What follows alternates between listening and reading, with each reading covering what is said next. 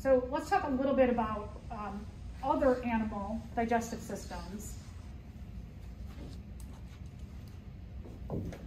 One of the things I always like to look at when we're looking at other animals or just like a specific system in an animal is real estate. And what I mean by that is the amount of space that a system takes up in that particular animal will give you an idea about their lifestyle. So we're gonna, like cows, for example, manatees, elephants, those are huge animals, right? Giraffes, huge. They are vegetarians. How do they get so big having a plant-based diet? Well, they're gonna eat for 8 hours a day. Can you imagine? 8 hours of your day literally eating salads. I love salad. I love having a nice salad. But it takes a long time to, one, prepare or find all the ingredients, right? And it takes a long time to chew a salad. As opposed to if you go out to dinner with someone and they have a burger, they're just like, right? You gotta eat many forks full, many mouths full to keep up with that person eating the burger who can just eat that really quickly. That's why when you go for fast food, they might have it on the menu, but any of you sit in your car while you're driving and you're eating a salad? It's kind of dangerous, right? It's harder to do. So you would have to pull over and sit and eat your salad. Whereas the burger, you could just be like a lot faster to eat. So when we look at especially these vegetarian, herbivore type animals who are plant-based, you're gonna see their digestive system takes up a huge amount of space in their main core of their body. So that we can tell just by looking at an animal, they have a very long digestive system. Cats are hypercarnivores. And what I mean by a hypercarnivore is that they pretty much only eat meat. Their digestive systems are really short. That's why when a cat has, if you have a cat, you feed it breakfast, what does it almost immediately do after breakfast? Goes to the litter box, because it doesn't have a lot of space in its digestive system. Just like babies, their digestive system is growing. So when you feed a baby, almost immediately after they eat, they poop too. So we can tell a little bit about like what's going on. So like a cat having a very short digestive system is getting high calorie meals so that they, and very quickly, so they don't need this huge digestive system to extract energy. With that small digestive system and the high calorie meals they're getting, the meat, they can extract a lot of energy from that high calorie quickly. Whereas when you're having low calories, you need a lot of space to digest and extract energy. So with humans, it's very interesting too. With humans and like a keto diet, that's very like a high, mostly high meat, high protein, high fat diet. Do you think that really matches the human digestive system and what we should be doing? No, right? So while a lot of people use it for maybe weight loss, we do need those other like fiber sources. Some people, and just a side note, some people keto, when you get into that ketosis, it actually helps to slow some diseases. So some people who have lupus, it helps to alleviate a lot of symptoms, sometimes rheumatoid arthritis and cancers. That a lot of cancers, especially like breast cancer, for example, it does a lot better with a high carbohydrate diet, sugars. It grows faster. So putting your body into ketosis actually slows that down. That was one of the things my best friend went through pretty serious breast cancer, and they were like, we want you to eat less than 20 carbs a day. And that helped alleviate a lot of the symptoms as she went through pretty harsh chemo and radiation. So in some ways that we might need to like trick our bodies, but for the most part, we've got a lot of small intestine, right? So we have a lot of digestive needs. Okay, so just a little bit about lifestyle to point that out. We're going to start with a very simple animal. So remember, we're an animal. This is an animal, a lot simpler animal than we are. This is the hydra.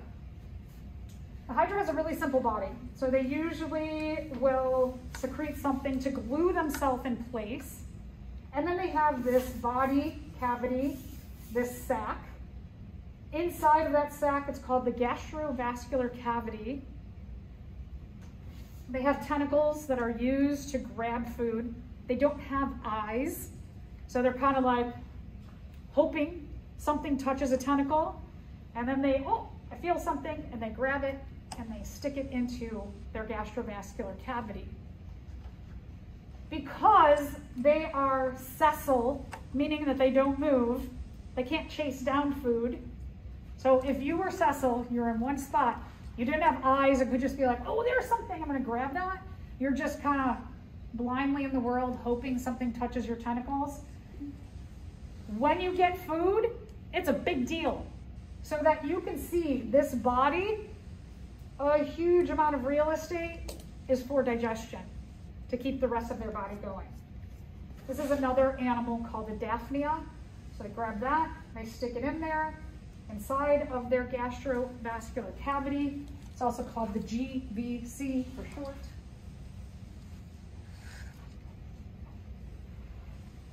When something gets into their gastrovascular cavity, the cells lining it will secrete enzymes and acids to digest this.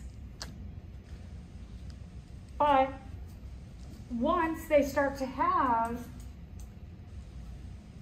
metabolic waste products from starting to digest this, that can become toxic also to the cells in their body, and they've got to get rid of those waste products probably before this whole thing is dissolved completely. And so they're going to actually have to release the waste products, and with that probably a lot of what they could use as food at the same time. So it makes this digestive process very inefficient. Here's another gross thing. Do you see an anus? So they're essentially making waste products like what we would equate to in our body as feces or poop, right? And then it's got to go back out their mouth. Yuck, yeah, not so fun. So very simple. Okay, worm, bit more advanced because they do have a mouth to anus system so that they don't have to poop out their mouths. It's very similar tube system to us. You should see a lot of very similar structures, like the mouth. The pharynx is the back of the mouth, so all the way back in your mouth. The esophagus. They have a crop and gizzard, which are essentially a stomach, a little bit different because what they do, one of the strategies for, because they don't have a super long digestive system, and they don't have teeth like we do for crushing, they need something to help crush up plant matter, which is harder to break down. So inside of here, they will store tiny rocks and sand that will help to crush up their food. So they're actually actively eating rocks and sand on purpose to help do crushing like our teeth would do. And then a long intestine and then out their anus. But again, very similar to us. So do you think we share genes probably with the worm in some way? Probably, right? Probably digestive genes we do share. All right, here's a bird. The gizzard. So you saw that in the worm too. So birds do have a hard structure, a beak, but we have more ability because we have teeth. The beak is just thin. So it can bite, but is it going to crush? No. So they need some kind of crushing agent. And so inside of their gizzard, they're going to also have rocks, sand, things that are going to help do the crushing. Anybody eat gizzards? That's one of my dad's favorite foods, the gizzards. I'm always like, but there's like, isn't that like kind of gravelly? Sometimes, yeah. Some people eat them. So you can see crop here. Crop helps to moisten food right away. Short esophagus. Look at the stomach. So because they have the crop and gizzard, second stomach is called the gizzard specifically, and then intestines and anus. So we probably share some genes with the bird too. All right, so here's the cow. Remember I said, look at the real estate. The digestive system takes up a lot of space in their body. The other thing that's going to take up a lot of space are going to be lungs as well, because they're going to need a lot of oxygen to break down cellulose for a plant-based diet.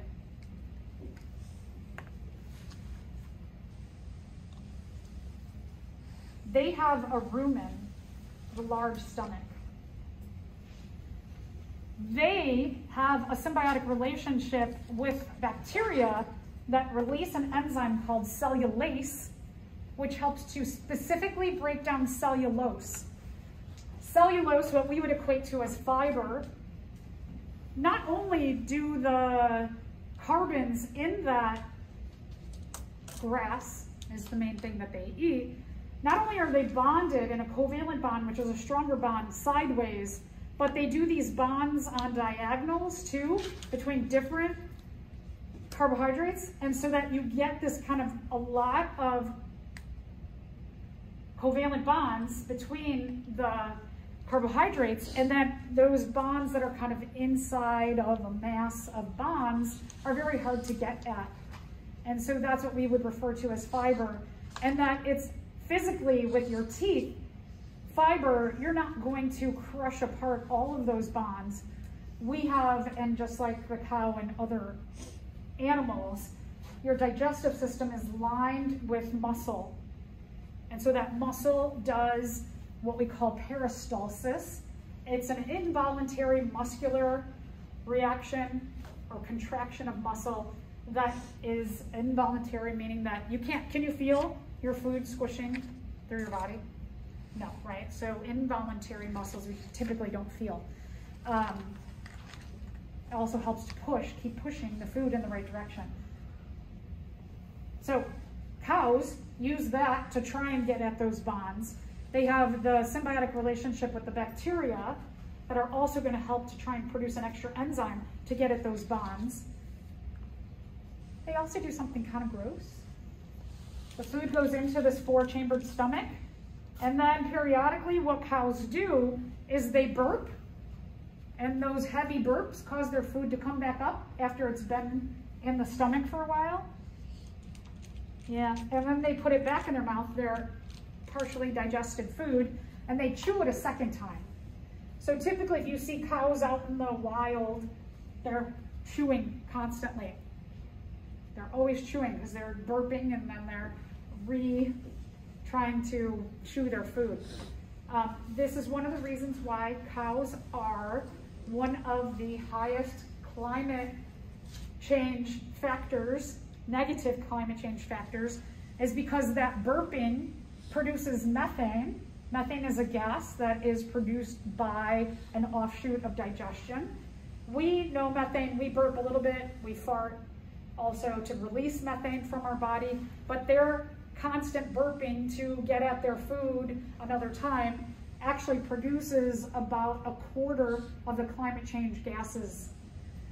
So a solution for us to lower climate change would be to eat less of them. I know some of you like your burgers, right? I think that's all I want to say about that. Okay, any digestive system, whether we're talking about the hydra or we're talking about the worm or the bird or the cow or us, which we're going to focus on next, they have 5 tasks that they have to do in the digestive system. So 1 is ingestion, 2 is mechanically break it down, and whether we're talking about peristalsis or chewing by teeth, breaking up by beak, burping up again, having that symbiotic relationship, whatever it is that you are going to mechanically break it down. Chemically, we have a lot of chemicals that are used. Sorry, this is where I'm talking about the symbiotic relationship with the cow. Absorb those nutrients. That's usually why intestines are really long in a lot of animals who eat a plant-based diet or eat more plants than others, like us, for example. And then elimination of the leftovers somehow. So this is the human. Look at the real estate of our digestive system. It's huge. The liver does many, many other functions, but it does have an important function in the digestive system. So all of this, right? Digestion, and what aids in digestion? Respiration. So this upper cavity is mainly lungs. So you can see our energy needs are big.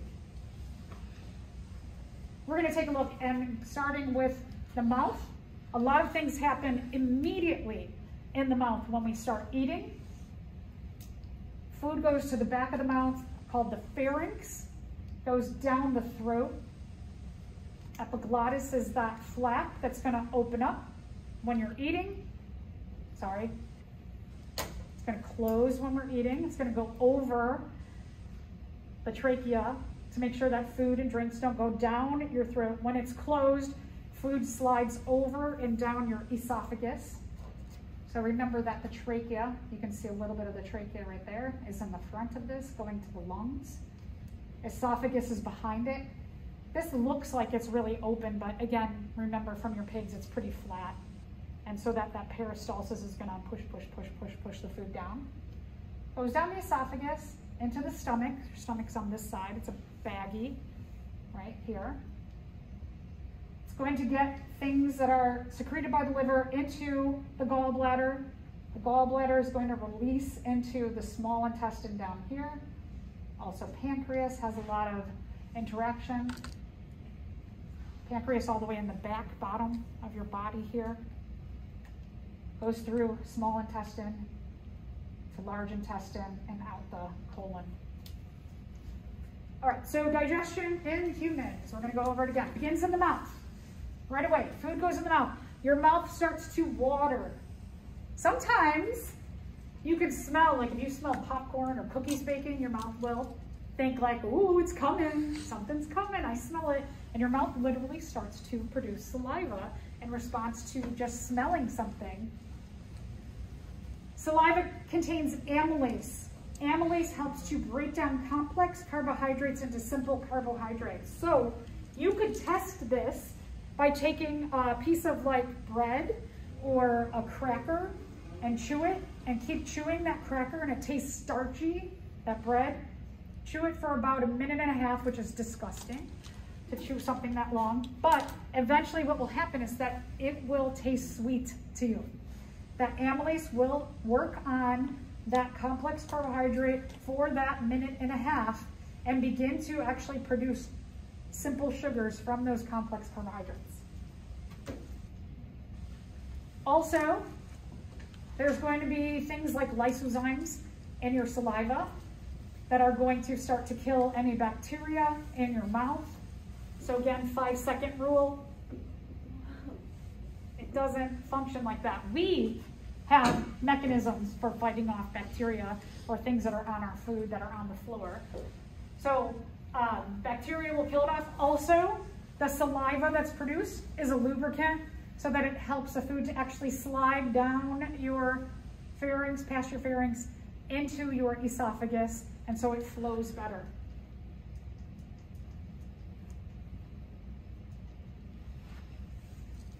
Oh, and forgot, some acids are also begun to digest in the mouth. The saliva helps to carry food more efficiently over your mouth to your taste buds, and so that you can actually enjoy your food. Or you ever chew something and then all of a sudden you taste something moldy a couple seconds into eating, and then what do? Right? You spit it out. So your taste buds have that function of protecting you as well as just for enjoyment of food. The tongue pushes your food toward your teeth so that your teeth can chomp, chomp, chomp. start to break apart bonds of complex food items. We have two different kinds of teeth. In the front, we have tearing type teeth. That's why your front teeth are thinner and they go together nicely, where you can, like if you're eating pizza, right, you can take a bite and tear off the rest of the pizza. And then in the sides and the back, you have molars, and your molars are flat and larger so that they can crush up against each other and they can help to break down complex molecules right away.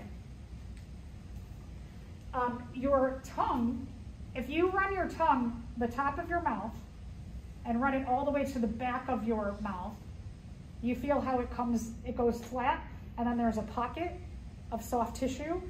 That's the soft palate. And so one of the things that the soft palate will do is it will actually help your tongue by moving forward a little bit initially when you're biting, so that it can push the food forward with your tongue toward your teeth, so that your teeth can start to break things down. It's almost like a reminder, like chew your food before you eat it. My husband, I always say he's a visual eater, because he puts his head down, he holds his utensil like a shovel, and he goes, and I'm like, slow down. And he says, he'll also go like this. He'll be bringing the food to his mouth and he'll go, yum. Or he'll go, this is delicious. And I'm like, you didn't even taste it yet. And he goes, I did. It was in my mouth. And I'll be like, no. We have this banter a lot. Anyway, so it does assist you in trying that soft palate and the tongue.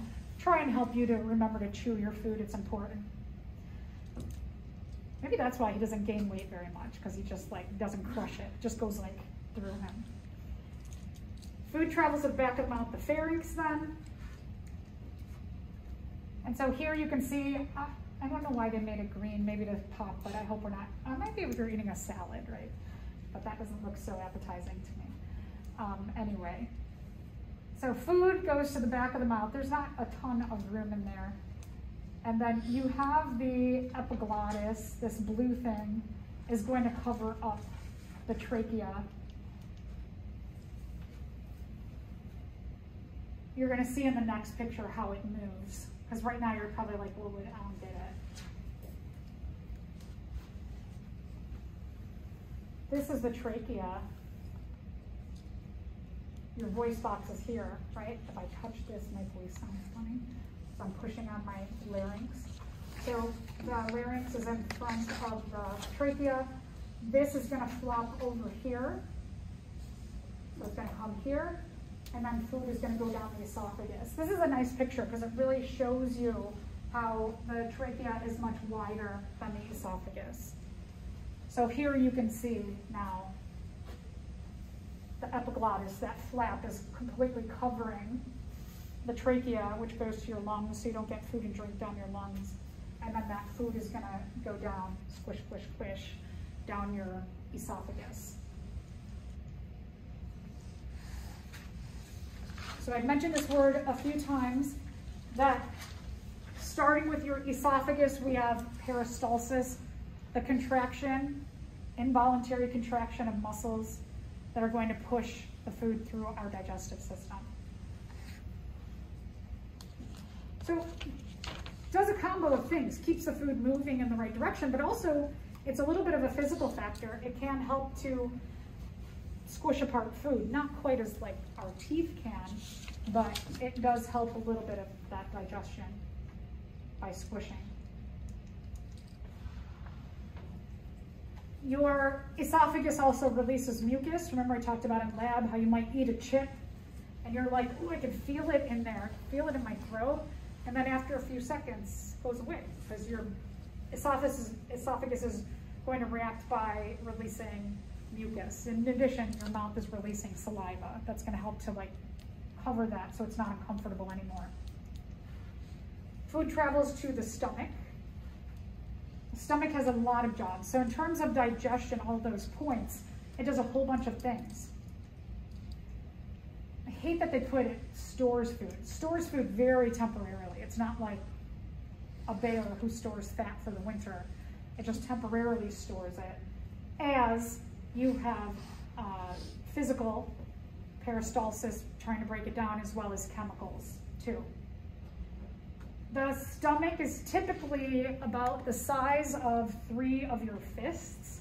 So sometimes think about what you might eat, right? If you have a sandwich like that, that's about right. But then you have a side of fries and a drink. So what's going to happen to your stomach? It's going to expand. And then what happens if it expands too much? You feel uncomfortable, right? So you feel pushing. What it literally is doing is that it's expanding and it's pushing on your liver, your pancreas, your large and small intestines right here. So it's not just making you feel uncomfortable, it's interfering a little bit and pushing on those other organs, plus a lot of blood vessels too, right? So it's going to make the whole process of not only digestion, but all of these functioning of digestion maybe a little less inefficient too. If anybody ever challenges you to drink a gallon of something, most of you physically cannot do it. Doesn't matter, you're just too small. Occasionally, some of you can stretch your stomachs. And what professional food eaters, what do they call them? Professional food eaters. Competitive eaters. What did I say? Competitive, thank you, competitive eaters, yeah. They train themselves by eating and drinking a lot so that they can stretch their stomach to get bigger and bigger. Have you ever watched the hot dog? Oh, it's so, I can't, my son was watching them a few weeks ago and I almost threw up. They don't even chew, they just like swallow They dip it in water to Oh. make it soft and they just swallow it. Oh, So God. disgusting. And they take the hot dog and they shove it in and they dip the bun in water. Yeah. Oh, God. Okay, enough. Thanks, thanks. Mechanical, peristalsis. There's a lot of layers of muscle on the stomach.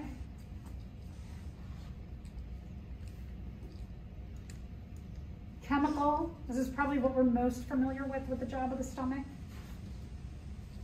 This seems so crazy to me that your glands around your stomach release hydrochloric acid, the strongest acid in the world, one of the strongest acids in the world. That's crazy. But that lowering of the pH helps to break down many kinds of your food. That would hurt if hydrochloric acid came out your butt, right? It would burn. So we have a counteracting agent as well. Oh, let me stop here. I should put that forward, but pepsin is a protease. It's going to help to break down proteins right away in the stomach. And I'm going to get to the pancreas. The pancreas is going to counteract the hydrochloric acid as well. But we'll get to that in a minute.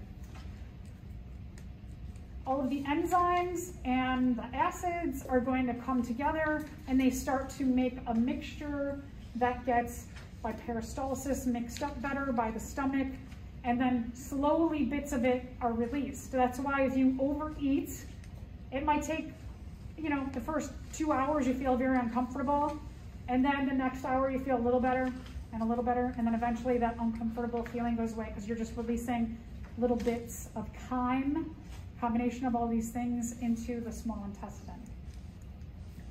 So then food travels to the small intestine.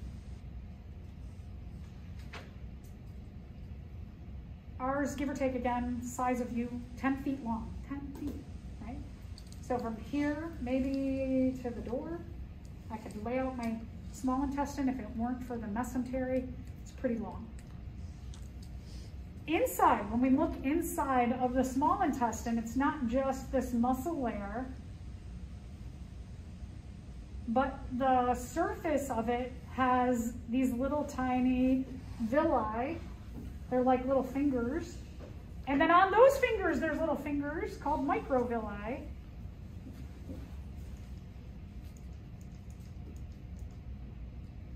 And the point is that as much surface area that you can have, the more nutrients and energy you can absorb.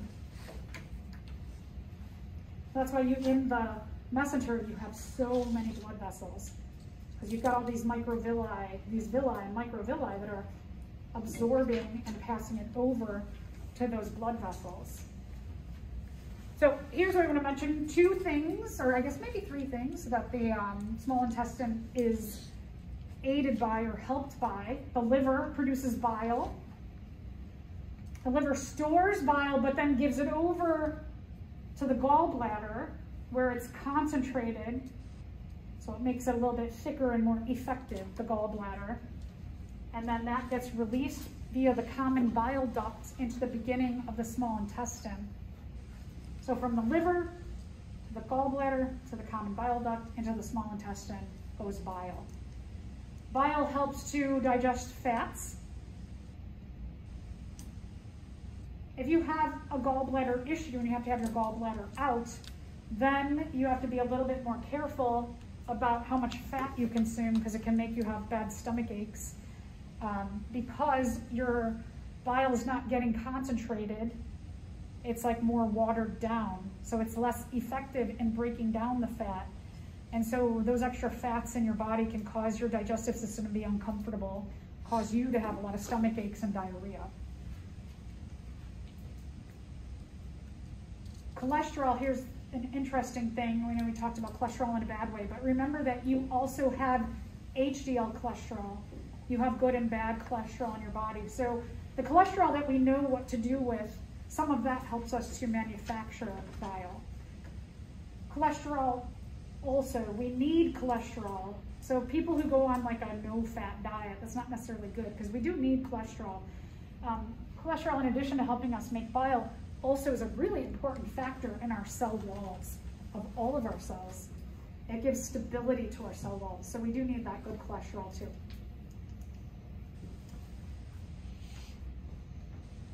The liver produces also lipases that digest lipids. You got proteases that digest proteins, lipases that digest lipids.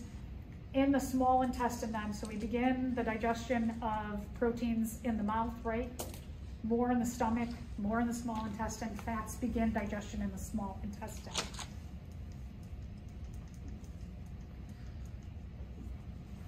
The pancreas, as I mentioned before, remember that our body produces hydrochloric acid in the stomach, and that would burn your digestive system if it wasn't neutralized.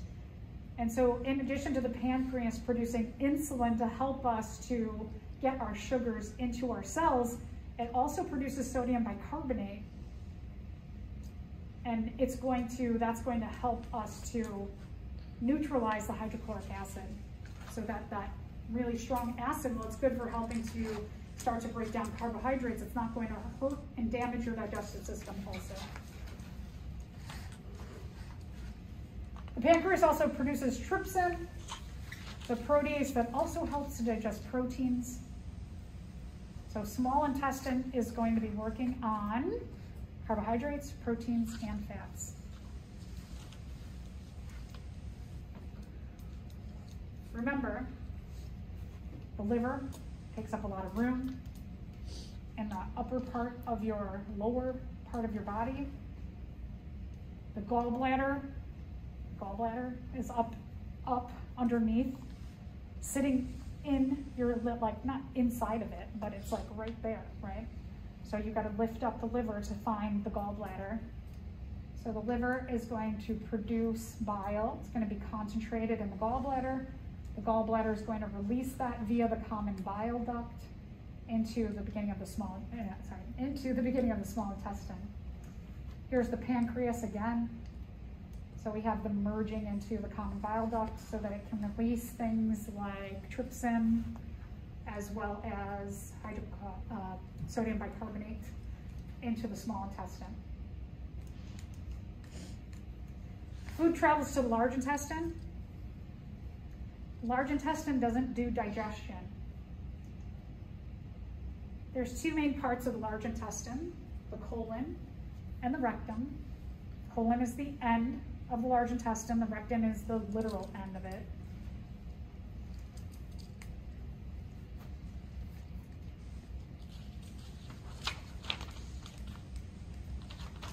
The big job of the colon is to absorb water, not digestion. So remember that, star that. This is one that a lot of students on exams get wrong. Because it'll say something about the function of the colon, and choice will be absorbs water, digests proteins, digests carbohydrates, digests fats. And you'll get it wrong. Absorbs water, that's the main function. The colon also has a lot of bacteria inside. The bacteria get some of the undigested materials from there and keep our colon healthy. But the colon itself does not do digestion. Anything that we haven't processed yet, long digestive system, comes out as feces.